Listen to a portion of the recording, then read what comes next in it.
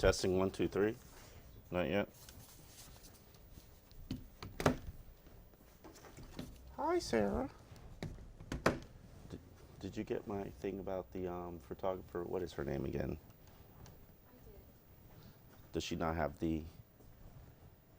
No. Oh, okay. Well, yeah. Okay. Yeah, I don't know if she has the background.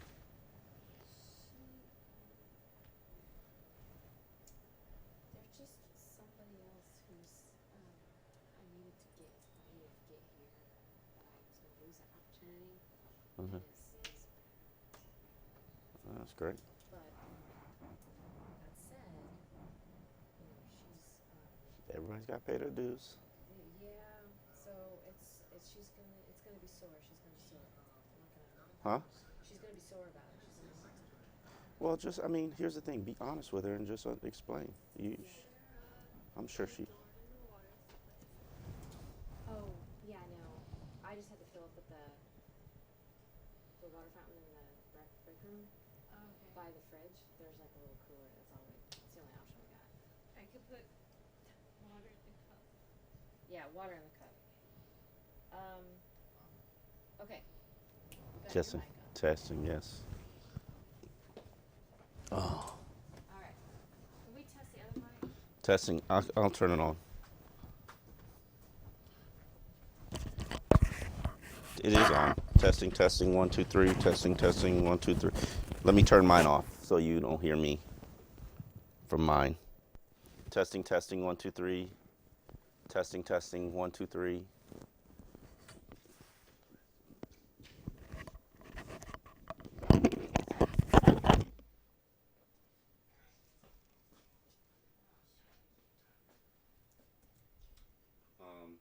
You want to check my seat position?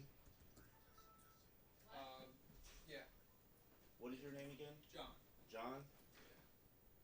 Don't You're Omar, right? Yes, I am. John. Where you come from, John? Born and raised in Boca Raton.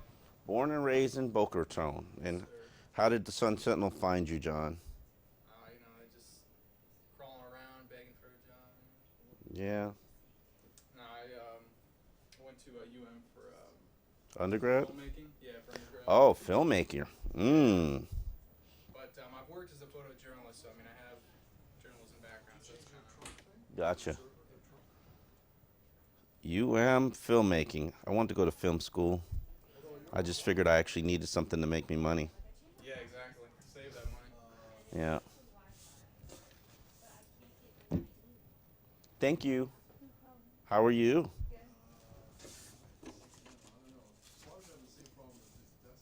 Mm, So you do radio besides this, right? yeah. What station? 560 WQAM. I haven't done shows in a little while, probably about going on a full year now. They stopped doing weekend shows, and my co-host kind of got fired, so. So I do spots with them and occasional fill-in work. Love radio, but very difficult industry.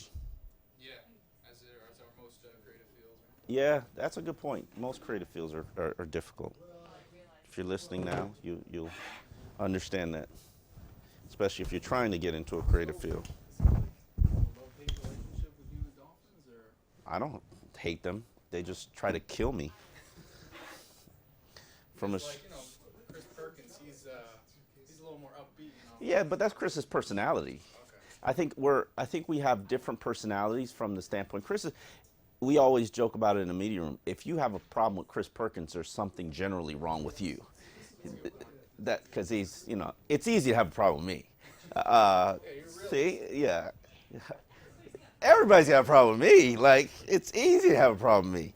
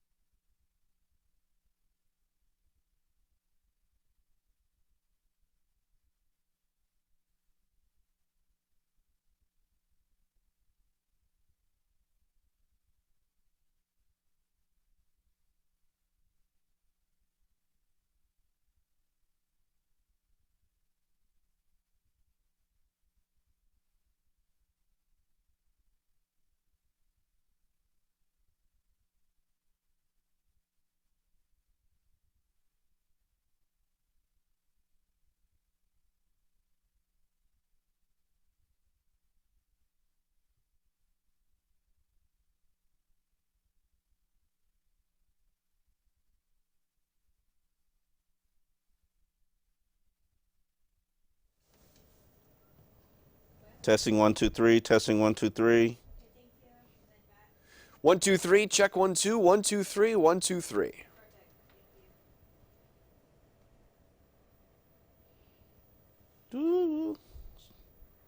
So what's going on? Um.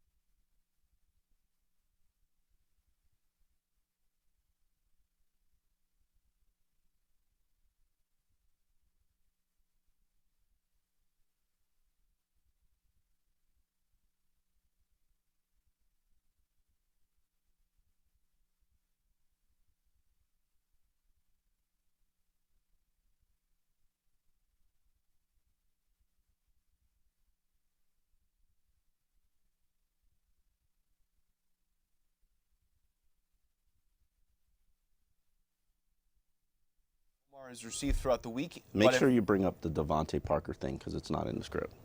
Okay. All right. I'll Messed up try. your train of thought, didn't I? No. You want a pen? I want a pen. I want to write that down. All right. Because if I don't write it down, I won't remember. Okay. Cindy, do you have any Devontae Parker video? Okay, we're gonna bring that up in segment. Where you want to put it? Well, I'm gonna try to fit it at the end of segment 2 if we have time, and Okay. if we don't. Oh have no, time- there's a part where you mentioned the injured receivers. So maybe. Okay, here. Yes, maybe Yeah. bring that up there. Okay. All right. First block seems a little long, so if it does go long, we'll drop McCain down to segment 2. Damn it! I just lost my power. So if you're watching live now, send us questions. We'll make sure we'll get you after the show in X's and Omar overtime. Explain X's and Omar overtime. X's and Omar overtime is when we actually close the show. So for the tape show, for people who are watching us later on, that's when their version of the show will end. However, for the people that are watching us live, the show continues. And it's the really fun, interactive part of the show. That we've begun taping and posting. And It's better that we don't, but that's not yeah, my- it's that's better not my that we decision. don't, but it is what I like it is. when it's special just for the True. live viewers. Last week we talked about Chris McCain, and that was very popular, I'm sure. You know, I'm ready. we give the people what they want, which is probably what the show is about. Show you the piece of paper. Did you do white balance? Yeah, we're good there. Okay. Okay. All right, we're ready Yeah, to go. all right. Sarah, how's my hair? You're down over here. Would you like to be down over there? You want I to be back? don't know. No. All right. Okay. All right. It was he had to save me. Everybody ready? Yep. Yeah. Okay, we're going 3, 2. Uh-oh. And welcome to another installment of X's and Omar, the Week 4, the preseason edition. Coming up this week, we're going to talk about what is ahead for the Dolphins in this final preseason game, and of course, preview the beginning of the season. Sentinel Dolphins columnist Omar Kelly. The thirsty Omar Kelly. Yes, of course. It's always good to start the show right with a big old gulp of Gulp water. of water. Follow him on Twitter at Omar Kelly. I'm CBS 12 Sports Director Matt Lincoln. You can follow me on Twitter at Matt Lincoln TV.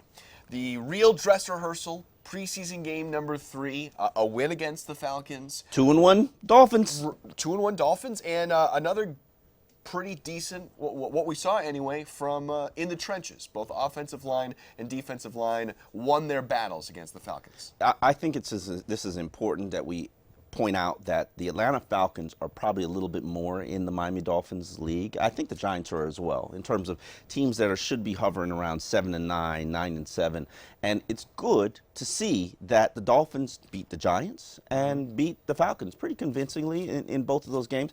Yeah, not all your starters played. Yeah, not all of their starters played, but it's important that you start to build on successes instead of Cam Cameron's fail forward fast, and they've done that. They've built on some successes, and what I really liked is Ryan Tannehill's protected.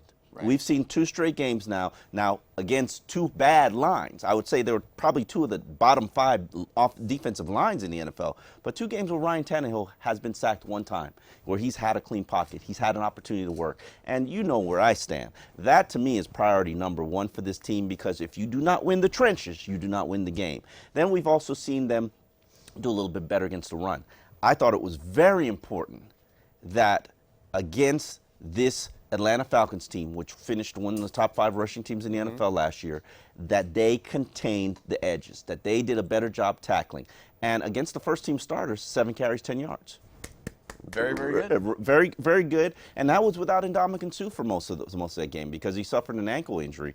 To me, steps in the right direction with the trench play. Now we have to continue to see forward progress because they're not where they need to be. When you're averaging 3.3 yards per carry and one of the top 5 rushing teams in the preseason, it clearly shows you there's still plenty of work to do.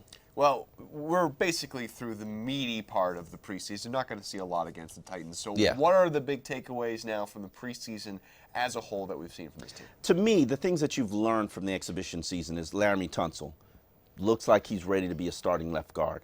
talented, athletic, gives you a better presence in the pocket for the quarterback because he's a better pass blocker than Dallas Thomas. However, he needs to take that next step as a run blocker, and that's where you're going to watch his development this season. Another area is the tackling issues. This is something that you have to take away in the preseason, primarily with the linebacker, Kiko Alonso, Jelani Jenkins, who's now sidelined by a knee injury, and then, Cole Misi, and safety, I'm going to throw Issa Abdul-Kudus in there as well. These guys have to be secure tacklers because if they don't, then you're going to be producing big plays. You end up giving up 4 big plays per game. That's 80, 90 yards of free yardage that you get because you missed a tackle. That you cannot stand for. And then the other takeaway is Cameron Wake.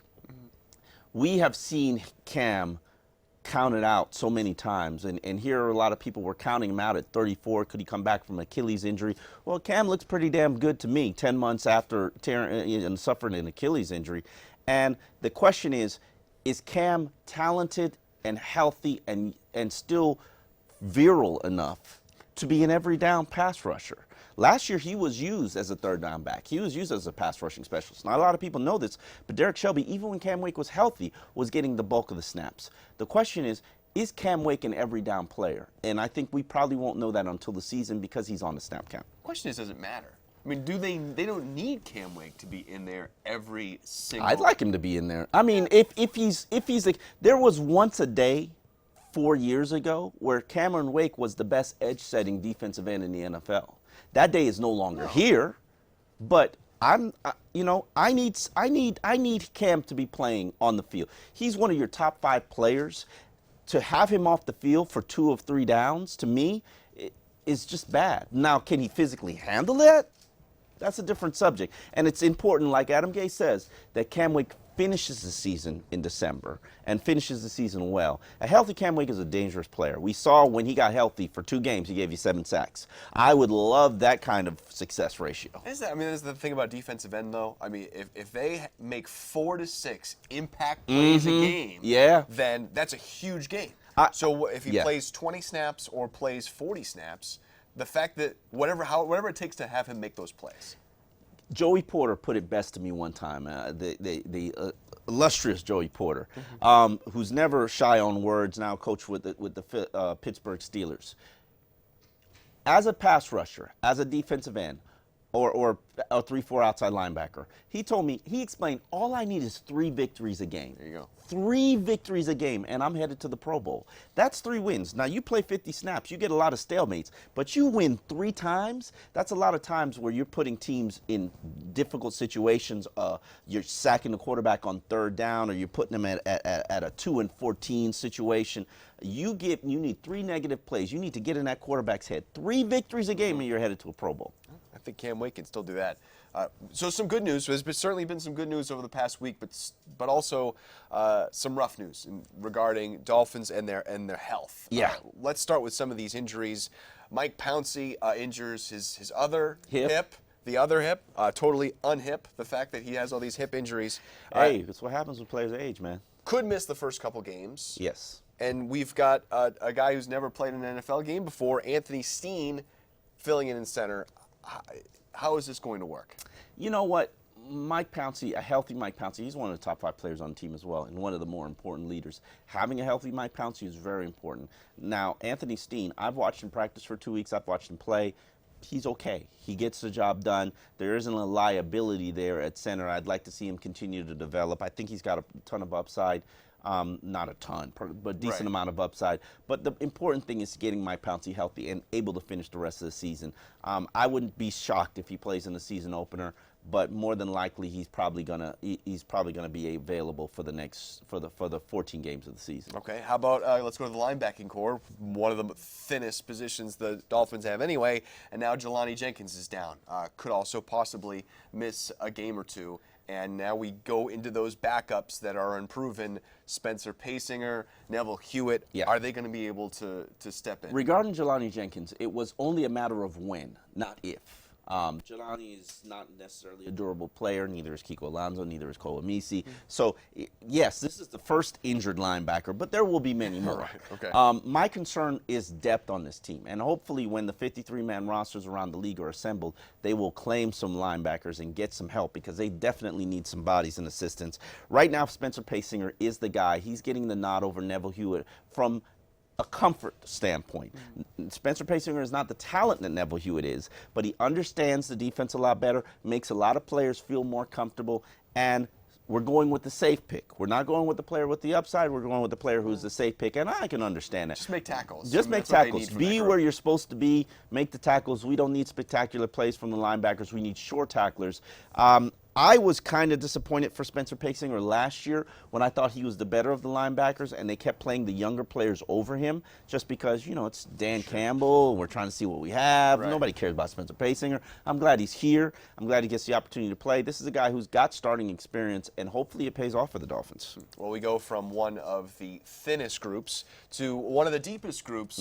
We didn't think we were going to have any receiver issues, but we seem to right now. Devontae Parker, Kenny Stills, both leaving practice this week. Yeah, Kenny still suffered a back injury. It's supposedly not serious, but this is something that's flared up from him in the past. Kenny's proven that he can play through pain. He can practice through pain, and this is an important year for Kenny Stills because it's his Rashard Matthews year. It is his contract year, and we're going to see the best from Kenny Stills. I wouldn't be shocked if he's back for the season opener. Now, the other one that's a little bit more concerning and troubling is Devontae Parker, who has been practicing in bubble wrap for the past 2 years, is honestly not that hard of a practice performer. He just doesn't go all out during practice, and for valid reasons because And Adam Gase called him out for that this week. yes, Adam Gase called him out, and it was very impressive to see Adam Gase do that because sometimes privately is not going to get the response that you need. It's not going to get the rookie to pay attention to what he needs to do.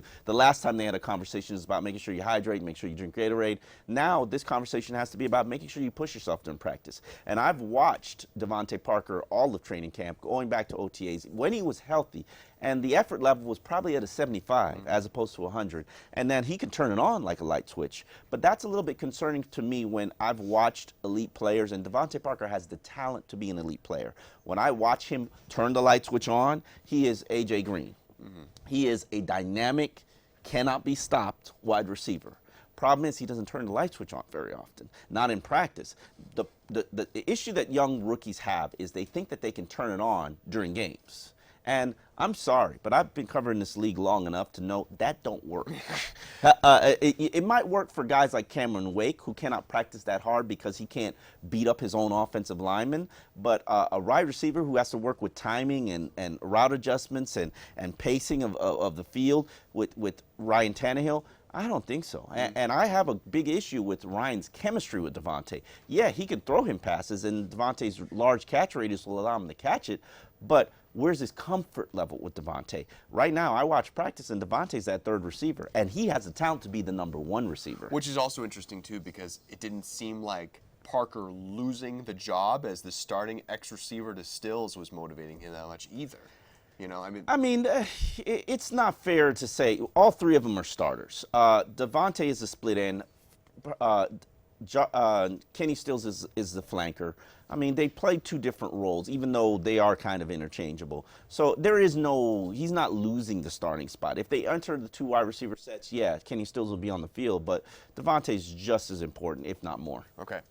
Let's move on, and we have to maybe pour one out.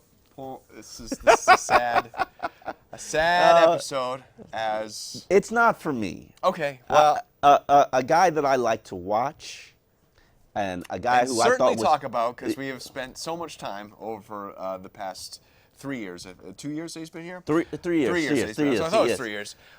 Chris McCain is gone. Yes. Traded away to the Saints. There we go.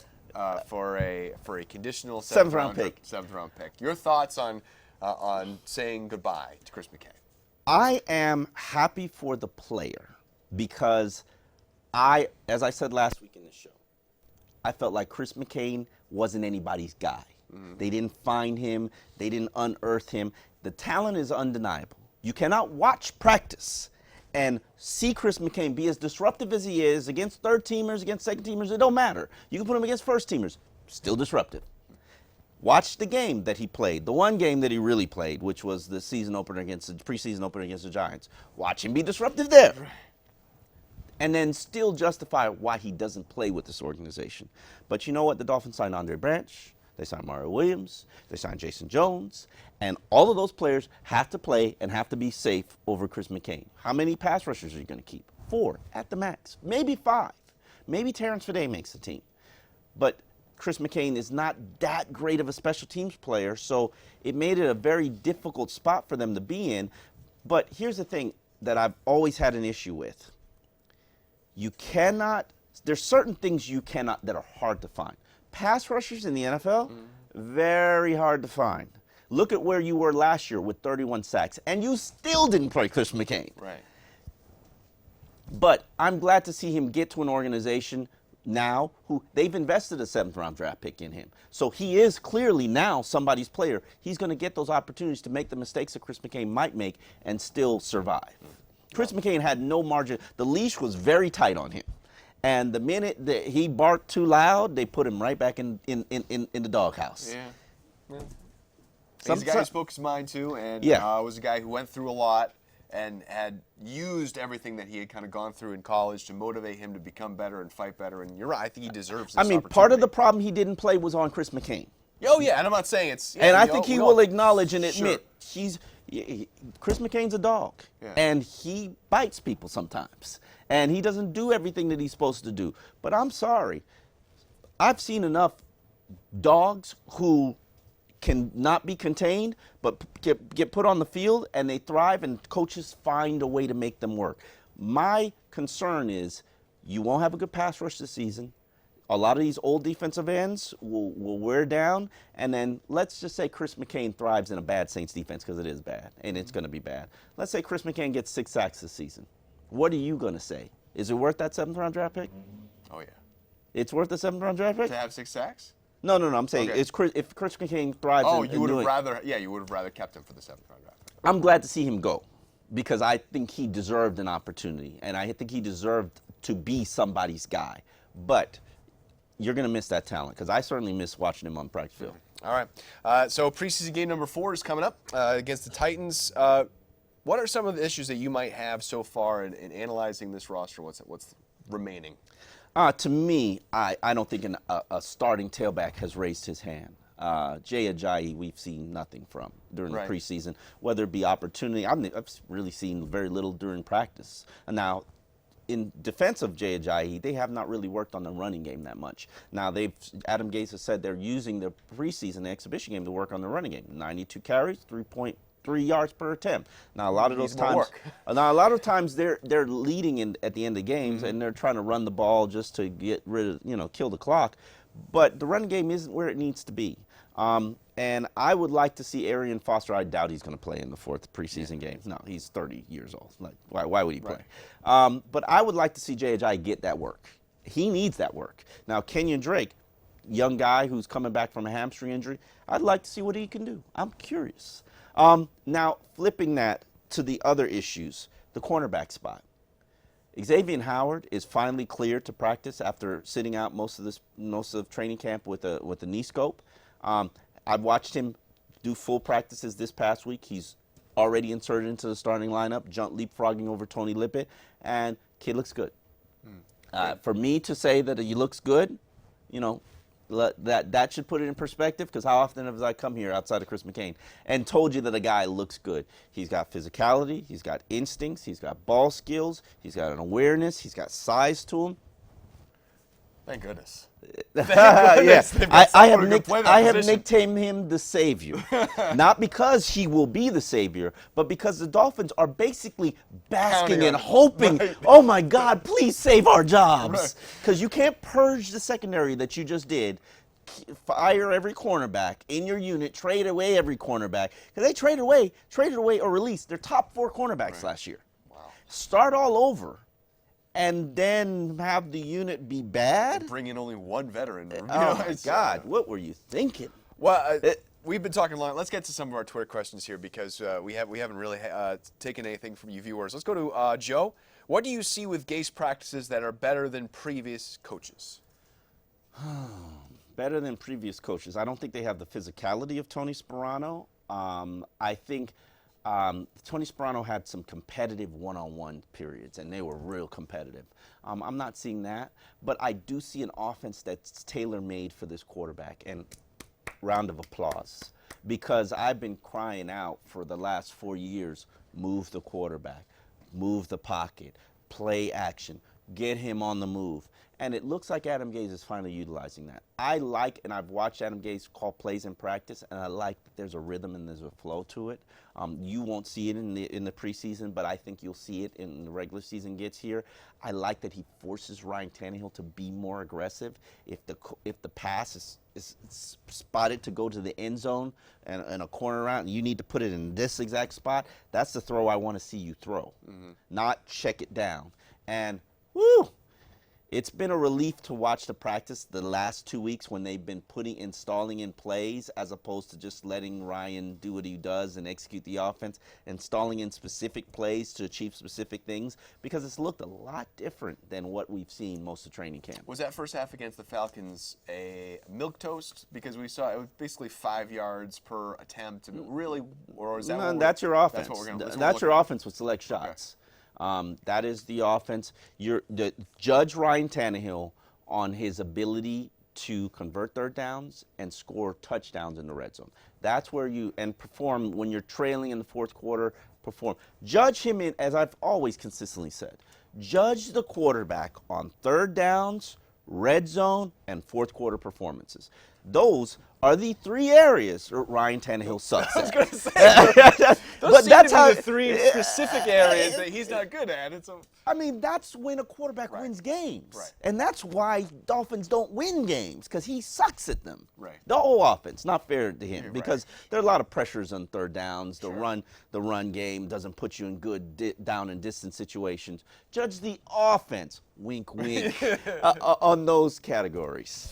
All right, let's move on with a couple more Twitter questions that we have. Let's take it from Chris. What makes you sure Xavier Howard has the cornerback number 2 spot on lock? This will be his first preseason game that he's played, and you think that what he's shown in practice last week is enough?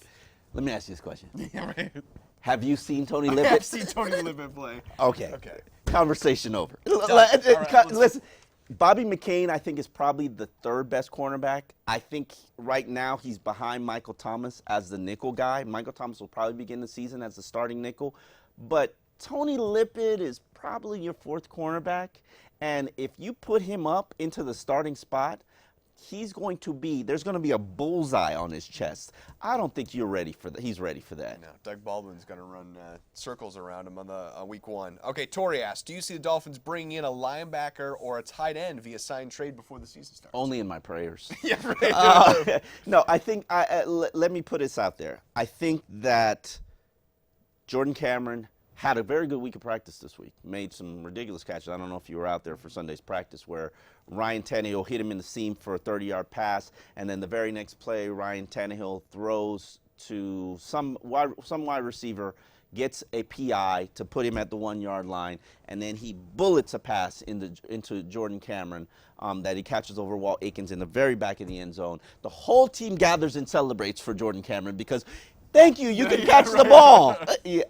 I think Jordan Cameron's issues are more mental than they are. I think his chemistry issues with Ryan Tannehill can be solved with play calling by Adam Gase. And hopefully Adam Gase can work these miracles that everybody thinks that he can, and parts the sea and makes a tight end resurrect and helps Jordan Cameron become the player that he has the potential to be. There's talent there. For sure. I mean, how you get it out. Cleveland. Yes. There's talent there. I don't think Jordan Cameron is as committed as he should be to maximizing his career. When you give me $7 million like he got last year, hey, when they shook him down for a pay cut, but I don't think he's being the pro that he needs to be in order to have success this season. And hopefully Adam Gase can light a fire under him like maybe he lit a fire under Devontae. All right, these are wishes and hopes, but do you think they will sign a tight end or a linebacker? I think they will claim a tight end or a linebacker. Okay. There's no way that you, as a Dolphins organization, you can go into this season, look at your tight end unit, look at your linebacker unit, look at the 16 games that you've got ahead of you and think that you're going to survive. None. But they should have thought of that 3 months ago. Well, know? you drafted Thomas Duarte, and he was nothing. Instead of drafting Scooby Wright, you selected Brandon Doughty, and he probably, I don't even know if I'm putting him on my practice squad. I think Zach Dysert is a little bit better of a player, a little bit ready. Here's a question. A lot of Dolphin fans are like, oh, look at Dallas' situation. Look at Minnesota's situation. Let's trade Matt Moore for a 7th-round draft pick and then have Brandon Doughty as your quarterback. And I'm looking at him like, are you serious? Like, you will never win another game this season, and you have to have a quarterback that gives your team a chance. Matt Moore has to be on this team because Matt Moore can produce an 8-8 season if he's a starting quarterback for the Dolphins. Brandon Doughty cannot. Zach Dysert, maybe he could get you to 4 wins. And you have to have a quarterback on the roster to give your team a chance so that they're going into each week preparing, thinking, we got a shot. All right. Well, so what are we expecting to see then against the Titans on Thursday? A lot of Zach Dysert. A lot of Zach Dysert, a lot of Brandon Doughty. This is probably going to be his one opportunity. If he makes a 53, I will be shocked. I like him. I just don't think he's ready. And I call it sponge. Did you ever watch Seinfeld? Sure. Okay, there's a sponge episode where Elaine basically evaluated guys to see if they were sponge-worthy or not. Yes. So I've always referred to people who make my 53, are they sponge-worthy? And Brandon Doughty is not sponge-worthy. Right. There are a lot of players who are not sponge-worthy.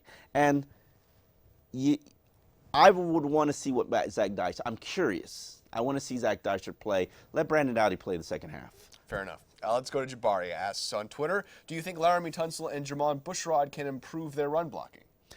Yes. That's an interesting question because we're talking about a rookie and we're talking about a guy at the end of his career. And who was at one point in his career one of the best run blocking offensive tackles in the NFL. Mm-hmm. I think Bushrod will get it together. I think physically is the issue with Bushrod.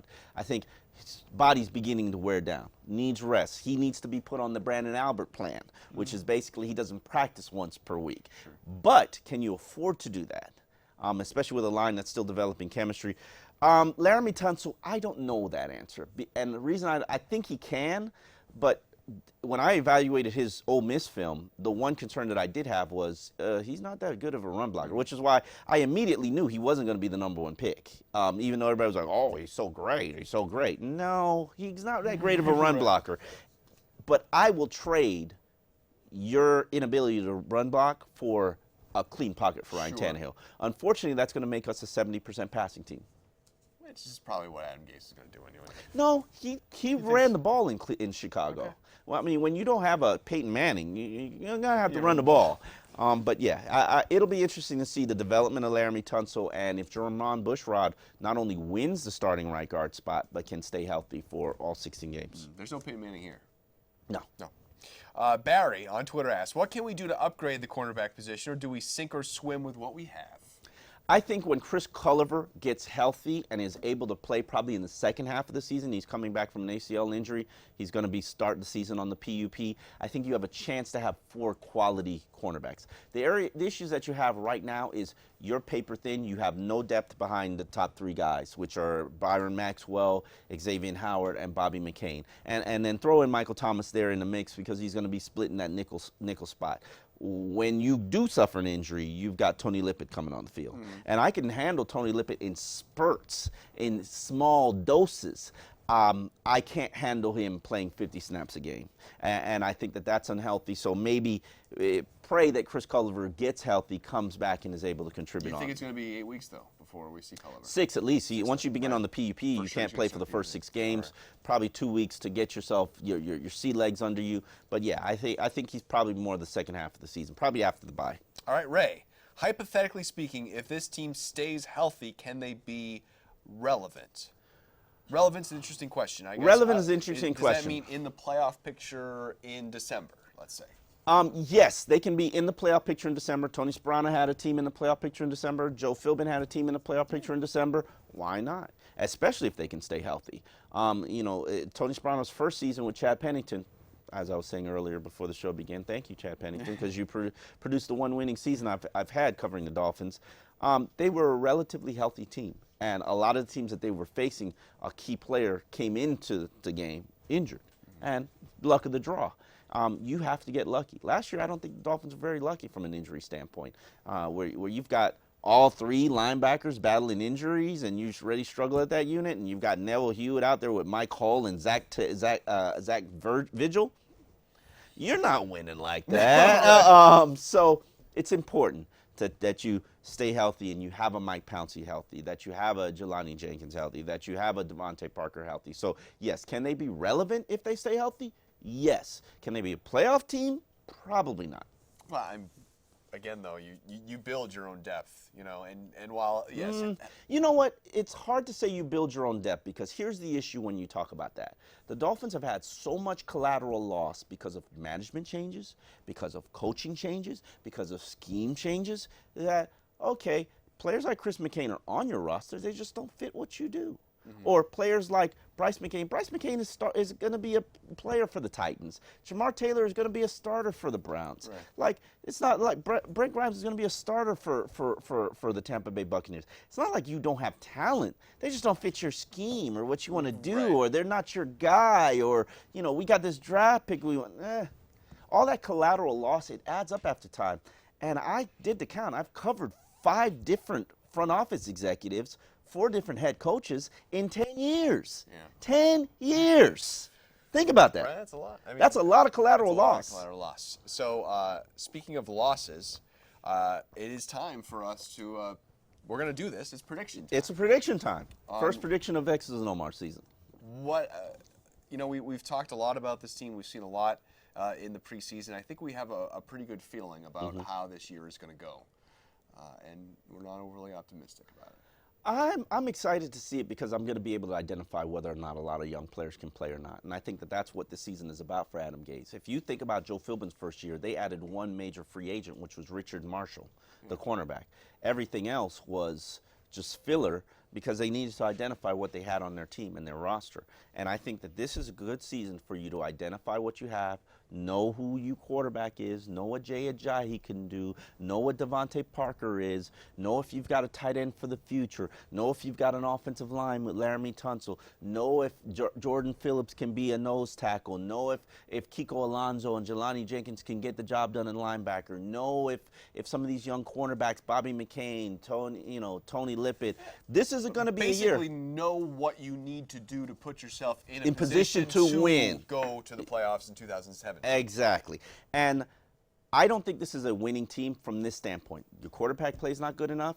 Your depth is not good enough. Your trench play is not good enough. Those are 3 issues that are going to bite you in the butt during the season. And to me, all those 3 issues are worth 3 losses. Put on the schedule, throw on another loss, and, playing the Patriots. I think your division is a tough division. I think this AFC East is a very tough division, and you're the weakling of the division. No shade intended, but you are the weakling of the division. So I will see this Dolphins team. I'm going to be optimistic and say they're going to be 7-9. Okay. Well, you did say earlier that they could go 8-8 with Matt Moore, is what you said. So I said Matt Moore has the potential to give you an 8-8 season. Ryan Tannehill has the potential to give you an 8-8 season too. Sure. Has he done it? Yeah, I mean, I think it's going to be very hard for this team to get momentum early in the season. That first trip to Seattle as a Bear, yeah. I don't think that they really play, the Patriots in Foxborough. They with play Jimmy 4 Garoppolo playoff teams in the first 7 games. Yeah. 4 playoff teams in the first 7. 4 teams coming off playoffs in the first 7 games. That's tough. That's a tough start. Yeah. And I mean, do you really think that Tannehill is running this Gase offense at 100% click on week 1? I think by week 10 he will. Okay. And then I think then they're going to start playing better. Yep. So, yeah, they might struggle. They're going to be under 500 humbled. And then, at the end of the year, we'll get a little What's your number on? And they'll finish 8-8. You got them finishing 8-8? Finish 8-8. All right. Hey. Because of the strength of finishing strong down the Cheers stretch. to an 8-8 season. I can't wait. Cheers. Cheers to the playoffs in 2017. All right. I could buy that. All right. Thank you so much for watching this week. If you're watching us live, hang on. We'll do X's and Omar overtime, and we'll answer some of your questions. And we will talk Seattle next week. Thanks for watching.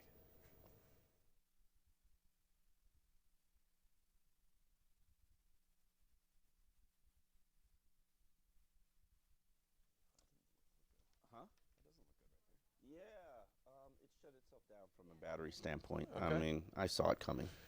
So, All right. hey, So, I wish the Sun Sentinel would actually buy us apples instead of Dell crap. But hey, it is what it is. Chef, true or false? Jarvis Landry is this team's de facto tight end security blanket that can block. He can't. He can block, but he's not that dynamic of a blocker. But yes, he's Ryan Tannehill's blankie. He's the new blankie. He's been the new blankie. Jarvis Landry's caught more passes in the NFL than any receiver in NFL history in his first 2 seasons. Yeah.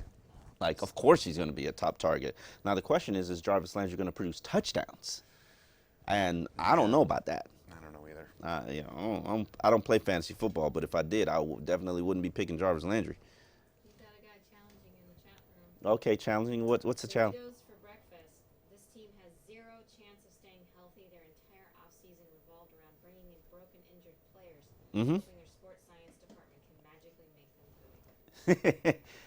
That is a great question. I don't know if you guys heard it, but Burritos for Breakfast asked, he said, this team has no chance of producing winning season because the Dolphins brought in broken down and injured players and expect their sports science department to magically make them healthy. And that is an accurate statement. The Dolphins believe that they're reinventing the wheel from a medical standpoint. Certainly, Kiko Alonso. I mean, I don't know how that man's going to stay healthy. I think so. You know, Kiko, I've been sizing him up in the locker room, and Kiko's not as small. Kiko's long. Yeah. He's long, and he's lean, and he's got long arms. But he's a legit 230 pounds. What do we want him to be, 240? But if he was 240, he couldn't cover with the range that he does. Right. Like, what do you have more of an issue with? A guy making a sure tackle and stopping and holding up to the physicality, or a guy covering Robert Gronkowski? What's more of a priority for you? Stopping the run. I agree. I kind of agree. Well, Dolphins made a trade-off, and they sacrificed the run, the run to cover Gronk. Okay. Let's see. Wayne. Mm-hmm.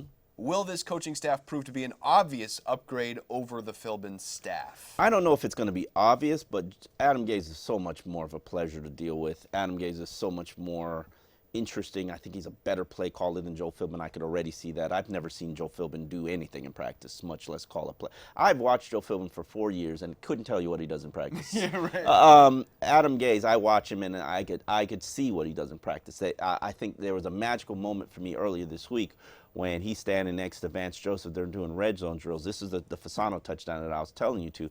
And they're sitting there playing chess matches on each other, calling in different plays against each other to see what works and see what helps them and be able to identify. I think they work well together as coaches.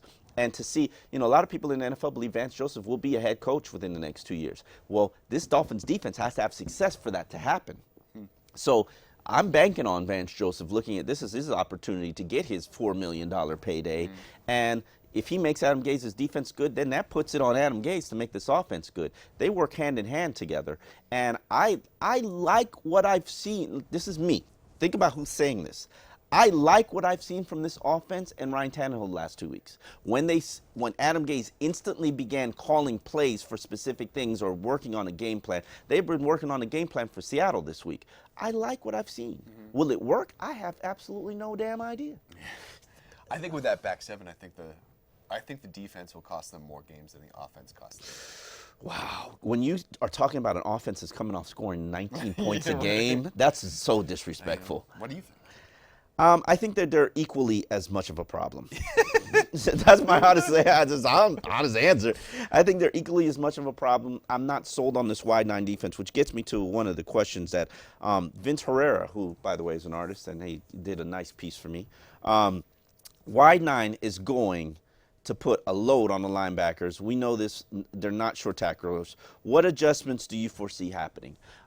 If it were me, I would put Koa Misi as the inside linebacker and have Kiko on the outside and Jelani on. While Koa does not give you the instincts that you need as an inside linebacker, Koa is about as reliable as it gets. Koa is like that public sub.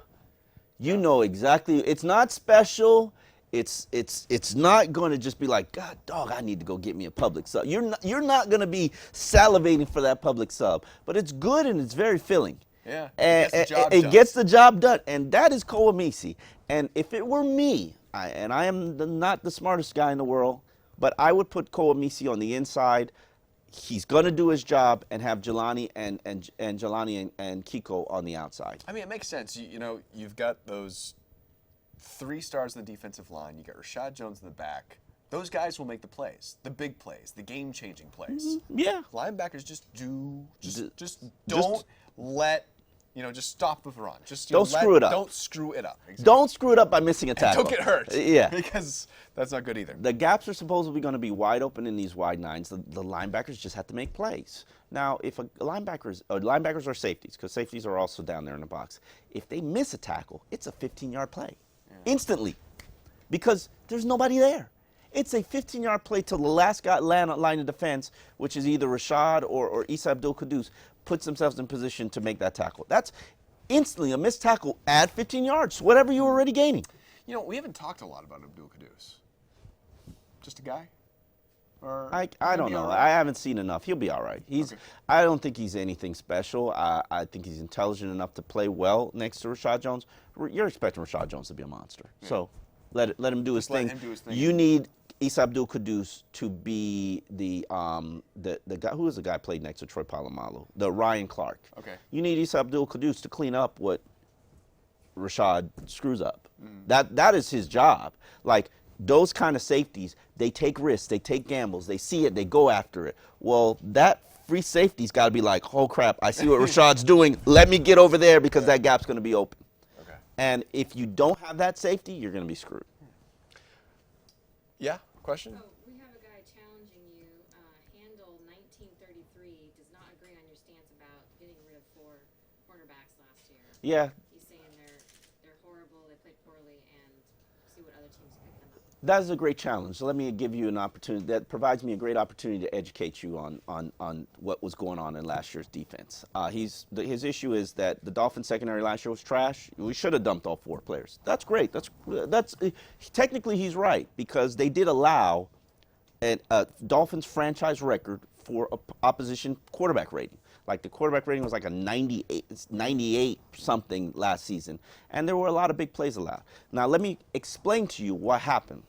When you don't stop the run, and teams can run on you, then they're selectively passing. They don't have to pass.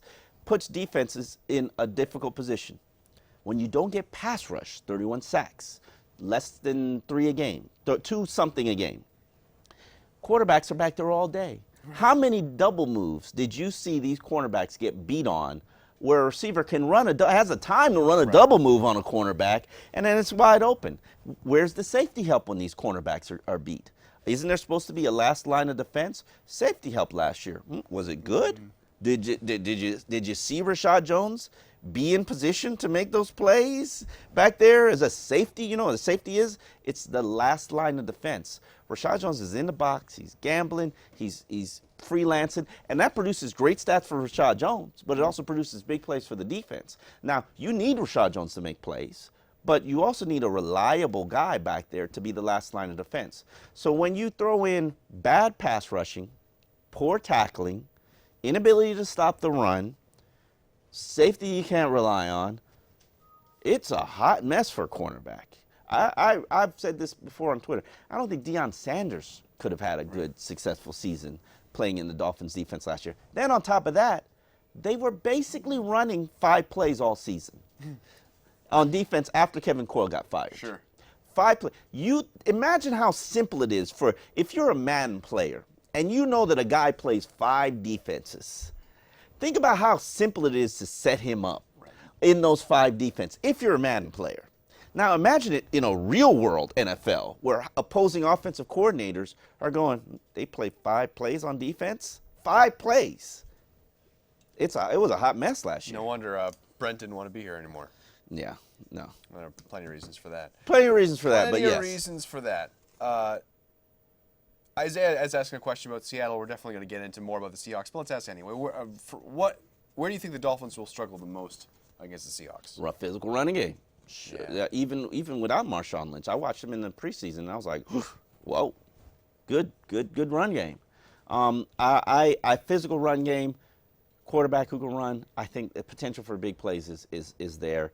Show me short tackling. We'll play this as a family feud. Show me short tackling, and that would be your number one Yeah, answer. I mean, Thomas Rawls and the guys that they have in that running in that that backfield. Talented backs, man. Talented backs. Um, For all of the first picks of the O-line, when are they live up to the caliber of play like the Cowboys O-line? That's a difficult question because Cowboys have younger offensive linemen. They're not as they have a little bit more durability than what the Dolphins have shown you. Mike Pouncey, him and his brother are both struggling with health issues. It is what it is. yeah. He's good when he's healthy. The question is he's got to be more healthy. Brandon Albert's getting up there in years. I think I like the Brandon sits out one practice per day. And one practice per week. When he did that, Brandon Albert played at a high level. He made it to the Pro Bowl when they said, you know what, Brandon, we're going to sit you for one practice per week. This is what your sports science is about. This is what the GPS trackers you have on your body is about. Let the man rest so he can get out there and give it his all during the games, and you see the end result. So are they ever going to be the Dallas offensive line? No, but I think that they have potential to be good. All right. Do you want to answer a Deion Jordan question or not? Let's go for it. Throw it Okay. Throw it on. Angel. Can Deion Jordan really make an impact late in the year for this Dolphins team? No. Deion Jordan is not that talented, and that's the reality of it. Deion Jordan has never and could never do what Chris McCain did in practice. That's the reality of it. And now that he's heavier at 280 pounds and less fluid, I haven't seen him run once. Not once. 4 weeks, never seen him run. Bands. Huh? He did bands, though, right? Wasn't he doing? Did he run? No. Running is kind of part of football, isn't it? Somewhat important. Yeah. Deion Jordan is never going to be the player that you wanted him to be. Sorry. All right. No offense, but it's not there. David has a question about the rookies. The way he phrases it is Tunsil, Grant, and potentially Howard out of this draft class. Okay. Is that it? Yeah. I like Leonte Carrou. I like Leonte Carrou too. I am disappointed in what I've seen from him during training camp and during the exhibition season. I expected him to be doing more. Adam Gase is hinting at the fact that he's not processing the playbook well enough, fast enough. And these young receivers, including Jakeem Grant, are running the wrong routes from their quarterbacks. Worst thing you can do to quarterback is run the wrong route.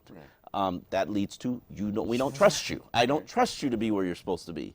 Making the right reads, making the right route adjustments. They've got a ways to go. Hopefully by mid-season, they'll be making an impact. But Leonte might be called on to play immediately. Sure. Because unless they're going to keep Griff Whalen, if Devontae Parker can't play, you need a guy to come in and contribute right away. And it's not going to be Jakeem Grant because Jakeem Grant's a gimmick player. He's not an every down player. So it'll be interesting to see what happens. So are they going to, I know they got rid of Matt Hazel. Do you think Whalen's going to wind up making this roster? I think so for now. He might be one of those final five guys because he can contribute on special teams. You have injuries at wide receiver right now. And think about what Adam Gase went through in Chicago where he ran out of receivers and just didn't have any because of injury. I do believe that they're going to keep six. I mean, I think it makes sense, your like past experiences sort of dictate what you're going to do in the future. Adam Gase ran out of receivers in Chicago. He ran out of receivers.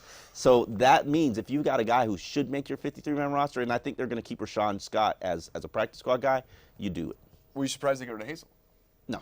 Okay. I didn't see anything from Hazel. All right. That's good, right? Yeah, that's good. That's good.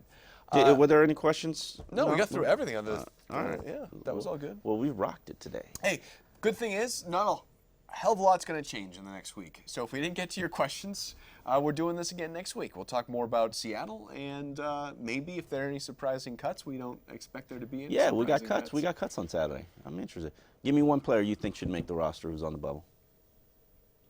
I led that Griff Whalen question because that was my guy. You think Griff Whalen should make? I think Griff Whalen makes the roster. Julius Wormsley. There's nobody who's probably Mike Hull was the only guy who's probably done more in the exhibition season than Julius Wormsley. I think he's fought to make a 53-man roster for the past 3 years. This is the year for Griff. Okay. For not Griff Whalen, Julius Wormsley. Okay. Yeah. There it is. All Thanks right. for hanging on to Cheers overtime. for 8-8. 8-8. 8-8. Or 7-9, man. Yeah. That's all right. 8-8. I'd kill for 8-8. Hey, if you have any questions in the next week, send them to us using the hashtag XOMar. Twitter, Omar, at Omar Kelly. I'm at Matt Lincoln TV. Thanks for watching.